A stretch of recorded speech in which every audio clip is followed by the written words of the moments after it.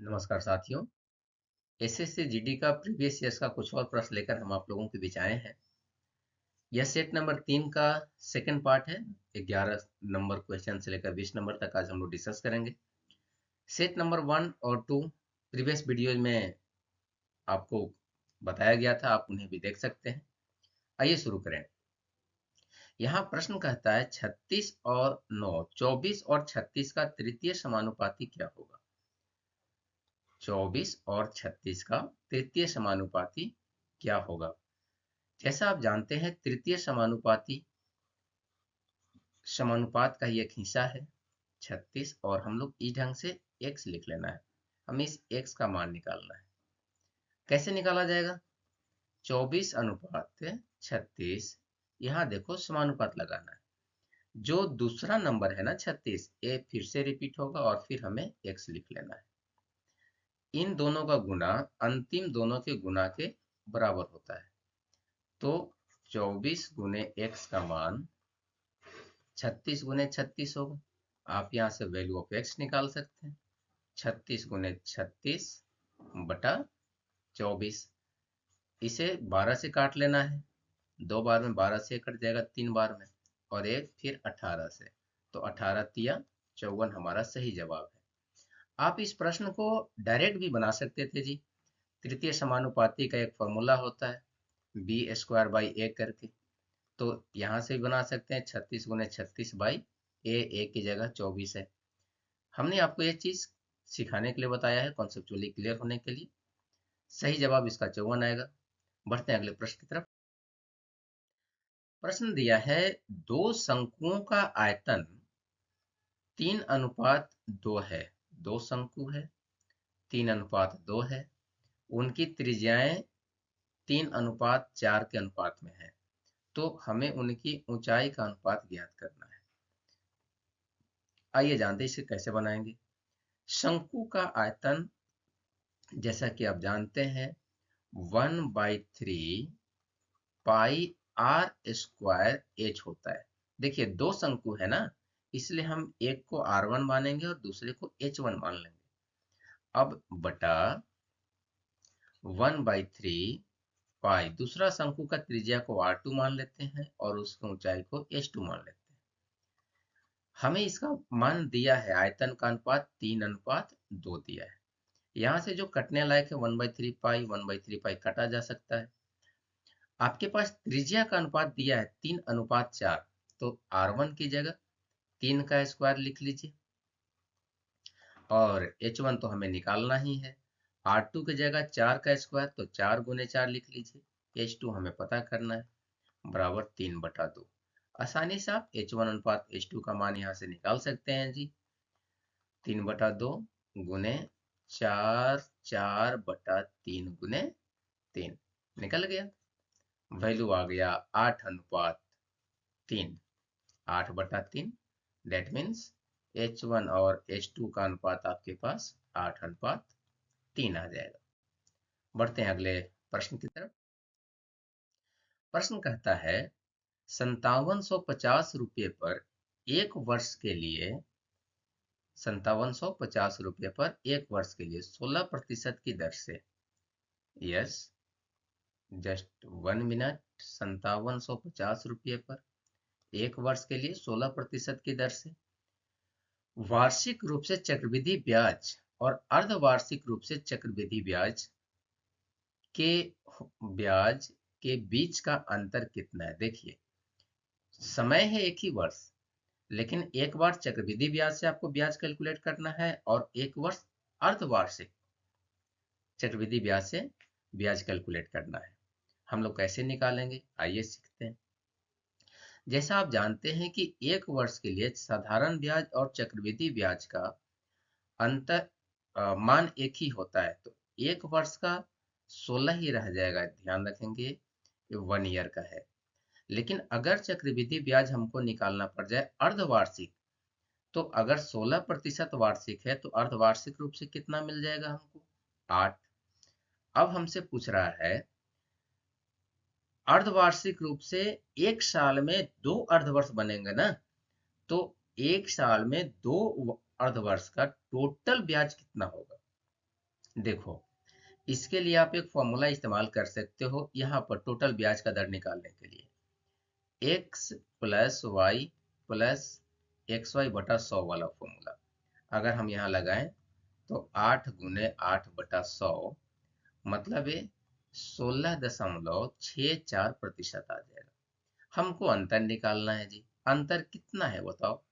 16% तो इसका ब्याज था और यहाँ 16.64% आ रहा है, तो 0.64% ही अंतर निकला। वही वैल्यू हमें निकाल लेना है। यस, अंतर 5750 का 0.64%, 0.64/100। हम लोग इसे अब कैलकुलेट कर लेंगे। देखो, ये दशमलव को यहाँ से हटाओ और नीचे में 2 को जीरो बैठा दो। इन दो जीरो से एक जीरो तो ये कट जाएगा। आगे हम इसको भी 5 से काट सकते हैं।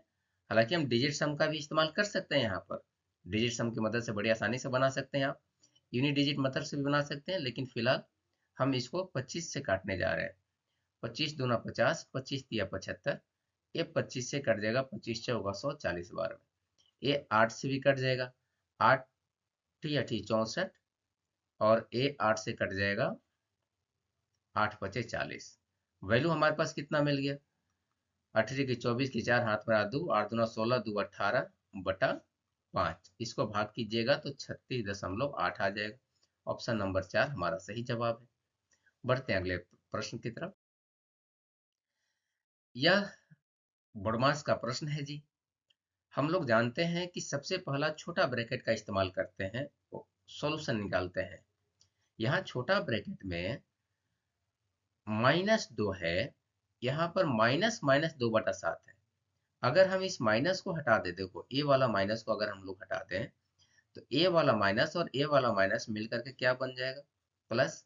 तो -2/7 मिल जाएगा प्लस में। ये चूंकि मिडिल ब्रैकेट के अंदर है ना, तो पहले हम लोग इसको सोल्व कर लेंगे। ये हो जाएगा -14 जोड़ 2, तो -12/7। राइट। अब आइए हम लोगों को लिखना क्या था? -4/7 भाग था, तो इसको गुना में बदल देते हैं, 12/1। ये बिग ब्रैकेट के साथ है, भागा भागा, बड़ा ब्रैकेट है, -4/5।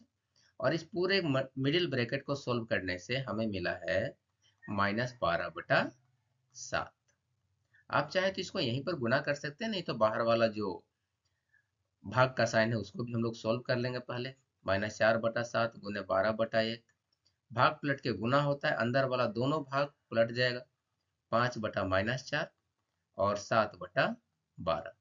ये -4 से -4 कट जाएगा, 7 से 7 कट जाएगा, 12 से 12 कट जाएगा। बचेगा क्या वैल्यू आपके पास? सिर्फ 5 बच रहा है। -5 बच रहा है, क्योंकि यहाँ पर एक और माइनस था। ये माइनस हमारा अभी रह गया है। -4 से -4 तो कट गया था, लेकिन ये माइनस रह गया, इसलिए हमारा सही जवाब आ जाएगा -5। ऑप्शन नंबर 2 हमारा सही जवाब है। बढ़ते हैं अगले प्रश्न की तरफ। यह प्रश्न डिविजिबिलिटी रूल से आधारित है। कहता है 28 के वर्ग को उस सबसे बड़ी संख्या से विभाजित किया जाता है जो 42 और 36 दोनों को पुनः विभाजित कर सकता है। 28 का वर्ग है। 28 का वर्ग कितना होता है जी? 28 गुने 28। और इसको वैसा संख्या जो 42 और 56 दोनों को विभाजित कर सके, सबसे बड़ी संख्या, तो इन दोनों का मसा निकाल लो। जो इन दोनों को विभाजित करने वाली सबसे बड़ी संख्या होगा वो है 14। 14 से 42 भी कट जाएगा 3 बार में, 14 से 56 भी कट जाएगा 4 बार में। तो 28 के वर्ग को इस 14 से भाग करना है, आराम से निकल जाएगा। वैल्यू कितना? 56। ऑप्शन नंबर 1 हमारा सही जवाब है। बढ़ते हैं अगले प्रश्न की तरफ। यस, यह प्रश्न छूट संबंधी प्रश्न है। आइए सीखते हैं। कहता है एक डिस्काउंट के तहत 20% छूट देने के बाद भी 10% का लाभ निकलता है, तो हमें बताना है कि अंकित मूल्य और क्रय मूल्य, अंकित मूल्य क्रय मूल्य से कितना प्रतिशत अधिक है। बहुत ही अच्छा प्रश्न। हम लोग इसे बनाएंगे कैसे? छूट तो हमेशा अंकित मूल्य पर ही मिलता है ना, तो अंकित मूल्य का 20% छोड़ दीजिएगा तो 80% मिलेगा। यह बराबर होता है क्रैमूल पर आपको 10% का लाभ मिल रहा है, मतलब 110% का। यस, अब यहां से एक जीरो कट गया। आप M P by C P का वैल्यू निकाल लिए 11/8। अब ये बताओ, यह एम पी क्रैमूल से कितना ज्यादा है? 3 ज्यादा है, तो 3 × 100 हो गया, बटा क्रैमूल कितना है हमारा? 8। आप इसे निकाल लेना है। 4 से काट लो, ये 4 से 100 को काटोगे 25 आएगा, 75/2, मतलब 37.5% हमारा आंसर आ जाएगा। ऑप्शन नंबर 4 सही जवाब है। बढ़ते हैं अगले प्रश्न की तरफ। यह क्रैमूल विक्रैमूल पर आधारित प्रश्न है जी। एक मेज जिसका अंकित मूल्य दिया हुआ है 300 रुपये, 20% और 10% का दो क्रमिक छूट देता है। इसके अलावा नगद भुगतान 5% दिया जाता है। तो मेज के लिए नगद मूल्य कितना है? हमें 3 छूट देना है यहाँ पर। कितना कितना परसेंट का? पहले तो 300 रुपया था, 20% का छूट दीजिएगा तो 80% पर बेचे आपने। फिर से 10% का छूट दिए तो 90% पर बेचा आपने, और 5% का आपने एक्स्ट्रा छूट दिया है तो 95% पर आपने बेच दिया इसको। बन गया जी। अब हम लोग इसे कैलकुलेट कर लेंगे। कैलकुलेट करेंगे कैसे? गुना करने में तो बहुत ज्यादा समय लगने वाला है। एक रास्ता है यहाँ पर कि जो भी वैल्यू आएगा उसमें 9 से तो विभाजन होगा ना, 9 से तो वैल्यू कटेगा। तो 9 से विभाजित होने वाला एक संख्या हम लोग यहाँ पर ढूंढ लेते हैं।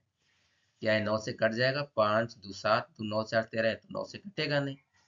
5 2 7 2 9, 9 से कट जाएगा, इसलिए हमारा ऑप्शन ए सही हो रहा है।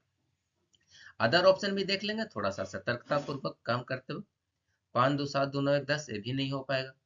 6 5 11, 11 3 14, 14 में तो 9 से भाग लगेगा नहीं, इसलिए ऑप्शन नंबर 2 हमारा सही जवाब है। हमने इसे चुना कैसे? चूंकि इस पूरे कैलकुलेशन को करने में काफी ज्यादा हमें समय लग जाएगा, इसलिए हमने वैसी संख्या को ढूंढा जिसमें 9 से भाग लगता हो, और 9 से भाग लगने वाला सिर्फ एक ही ऑप्शन है, ऑप्शन नंबर 2। बढ़ते हैं अगले प्रश्न की तरफ। यह चुनाव संबंधी प्रश्न है, प्रतिशत से जुड़ा हुआ। कहता है एक चुनाव में दो उम्मीदवार थे, ए और बी। कुल मतदाता थे 90,000। कुल मतों की संख्या है 70%। जो मतदान हुआ है, यदि मतदान का 60% ए के पक्ष में डाले गए तो बी को कितने मत प्राप्त हुए? भाई अगर मतदान में 60% आपने ए को दे दिया है तो बी को कितना मिला होगा? 40% का मत। क्यों? 60% इसका तो 40% इसका मतदान हुआ था। यस। अब बी को मिला कितना भाई? आइए निकाल लेते हैं। कुल मतदाता थे 90,000, इसका 30 और 70% मतदान हुआ, तो 70% मतदान हो गया, और इसका 40% मिला बी को। बन गया। आप चाहो तो इसे इकाई अंक से बना लेना। 9 सत्ते 63, 63 × 4, ये तो डायरेक्ट भी बन जाएगा 252। ऑप्शन नंबर 3 हमारा सही जवाब है। यस। बढ़ते हैं अगले प्रश्न की तरफ। यह प्रश्न लाभ और हानि 9% से रिलेटेड है। बहुत ही आसान सा प्रश्न। प्रश्न कहता है पेट्रोल का कीमत 92 रुपया से बढ़ाकर 96.5% कर दिया गया है। काफी ज्यादा महंगा पेट्रोल है भाई। अभी पेट्रोल की कीमत में कितने प्रतिशत की वृद्धि हुई? आप बताओ। 92 से बढ़ाकर आपने कितना कर दिया? 96.5। तो कितना बढ़ाया आपने? 4.5 रुपया ही ना। अब इसको प्रतिशत में बदल लो। 4.5 × 100 बटा जो ओरिजिनल वैल्यू था हमारे पास। ओरिजिनल वैल्यू कितना था? 92। इस 5 को यहाँ से हटाओ, नीचे 0 बैठा लो। एग्जैक्ट वैल्यू तो हमें निकल नहीं पाएगा। क्यों? क्योंकि एक 0 से एक 0 कटेगा। ये आप जानते हैं 46 दूना 92 होता है, और इसको आप जानते हैं 2 पचे 10 होता है। इसको काटिएगा तो ये 225/46 आ जाएगा। अब 225 को हमें 46 से भाग कर लेना है। 4 बार में लगेगा, 5 बार में तो ज्यादा हो जाएगा। 6 चौका 24, 4 चौका 16, 2 18, यहाँ से 41 आ गया। दशमलव बैठाएंगे, 0 बैठाएंगे, 9 बार में लगेगा, तो 4.9% हमारा सही जवाब है। इस वीडियो में इतना ही। अगर वीडियो पसंद आया हो तो इसे लाइक करें, चैनल पर नए हैं तो सब्सक्राइब करें। साथ ही आप इसे अपने दोस्तों के साथ भी शेयर करें ताकि वे भी इन वीडियो को देख सकें, स्मार्ट वे ऑफ सोल्यूशन सीख सकें और अपनी सफलता को सिक्योर कर सकें। मिलते हैं अगले वीडियो में कुछ और प्रश्नों के साथ। धन्यवाद।